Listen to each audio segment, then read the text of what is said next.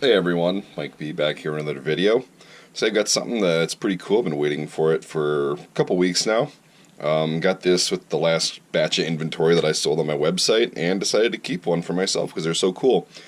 There's not a lot out there about these, really. It's really hard to find info. I had to go on a bunch of foreign websites and muddle through the somewhat shoddy translation, try and figure it out, and then go down the rabbit hole and do some more research. And really all that's out there is that they're Yugoslavian or Serbian. They were made at the Zrak company, which made a bunch of other optics for like their M76 rifles and stuff like that. They're a pretty well-known optics manufacturer. It's like the Hensoldt or Zeiss of Yugoslavia or Serbia. I hate that. I understand Yugoslavia broke up in the early 1990s and is no more. I get that. But yeah, when this was made, it was still called Yugoslavia. So we'll just leave it at that. Anyways, it comes with this really cool hard shell leather case, and it's got a nice strap on it. They're usually in this good a condition, the ones that I've seen. There's a couple that look more used, but yeah, most of them are like that, and it kind of sits in there like this, so face down. It's got a little rubber eyepiece right there. Usually there's some tools in here, and this one's missing the tools on the side, as you can kind of see. So I'll take this out, and then, yeah, that's what it looks like. It's kind of a weird material on the bottom, but the end of the scope sits in there. It's called, commonly even I call it a monocular, because technically it is. It's pretty interesting. It's rather heavy. I think it weighs a little over a pound, and it's got the rubber eyepiece on it with the made for right-handed shooters, I guess, because it's got the little right-handed or right eye little cup on the side, and it's got a really cool dovetail mount right here. It looks like the male end. And I'm not 100% positive of what this goes to, but I will let you know what some websites told me. Some people said that these have been mounted to MG3 mounts, or their Yugo M53 machine guns. They've been, this Ukrainian website that I was on said that these are actually for an M57A2 grenade launcher, so like a Panzerfaust, a mini like anti-tank, anti-bunker weapon. That's what these are supposed to go on. They're at 3.8 magnification power, and so it's pretty much just a 4-power little scope. We'll get to that in a second. I'll go out to range and kind of show you what the reticle looks like. But on the front, you've got ON-M59, the serial number, Zrak made them, and then, yeah, it's just painted in the typical Yugoslavian green, same as their M59 and M5985 helmets are painted.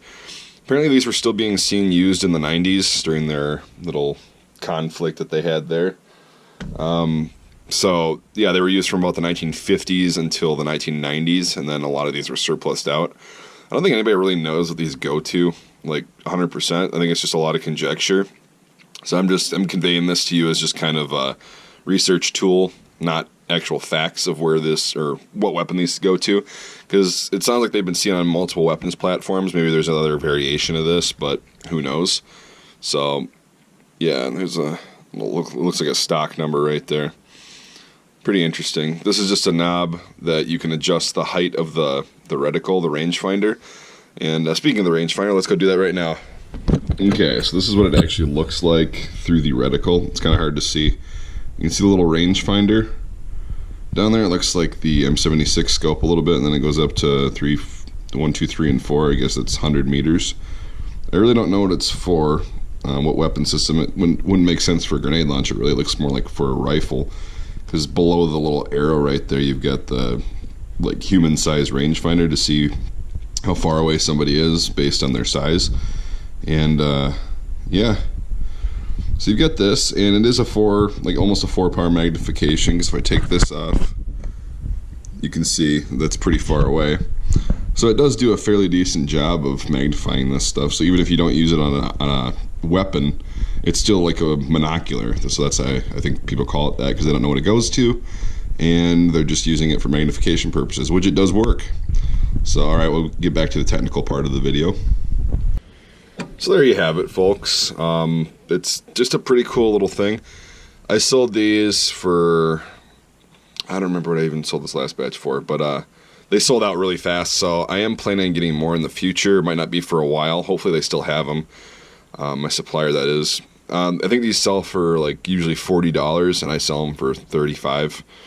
So we'll see on the next batch what I get them for, but Yeah, it looks like 35 bucks is what I'd be selling these for at mikesmilitaria.com. I don't have any in stock right now. They all sold out like before I even got them, which is pretty cool. Wouldn't pay $40 for one, but you know, 30, 35 is a pretty fair price. So yeah, you can just wait till I get them back in stock, or if you must, you can get them, pay a little more and get them now.